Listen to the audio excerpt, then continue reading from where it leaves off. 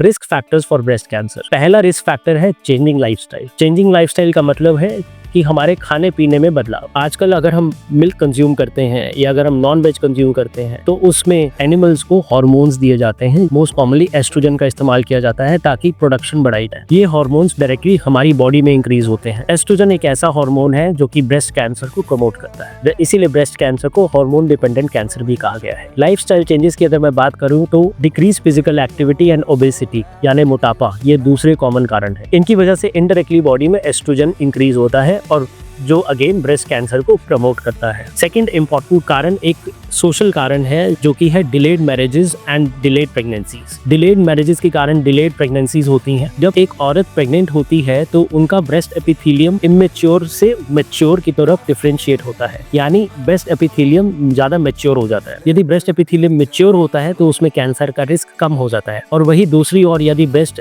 Epithelium immature रहता है तो उसमें ब्रेस्ट कैंसर का रिस्क बड़ा रहता है। तो अगर प्रेगनेंसी डिले होती है, ज्यादा टाइम तक ब्रेस्ट एपिथेलियम इमेच्योर होता है और जिसमें कि कैंसर डेवलप होने के चांसेस ज्यादा है। और आजकल हम देख ही रहे हैं कि हमारी सोसाइटी में मैरिजेस डिले हो रही हैं, प्रेगनेंसीज डिलेड हो रही हैं। थर्ड इंपॉर्टेंट कारण है hereditary breast cancer. Hereditary breast cancer यानी कि हम अगर ब्रेस्ट कैंसर के इनहेरिटेंस की बात करें, यानी कि फर्स्ट डिग्री रिलेटिव्स जिसमें कि सिस्टर्स, मदर, डॉटर कंसिडर होती हैं, और सेकंड डिग्री रिलेटिव्स यानी कि दादी, नानी, बुआ और मासी, ये सारे सेकंड डिग्री रिलेटिव। यदि इनमें से किसी में ब्रेस्ट कैंसर है, यदि एक या एक से ज्यादा फैमिली रिलेटिव्स को ब्रेस्ट कैंसर है, तो उस पर्सन को ब्रेस्ट कैंसर का रिस्क बढ़ जाता है। हेरिडिटरी ब्रेस्ट कैंसर सिर्फ 5 to 10% केसेस में देखा गया है, और ये ब्रेस्ट कैंसर जो है इनहेरिटेंस यानी जीन्स के थ्रू आपको इनहेरिट होता है, और ये ब्रेस्ट कैंसर का मैनेजमेंट थोड़ा सा डिफरेंट होता है।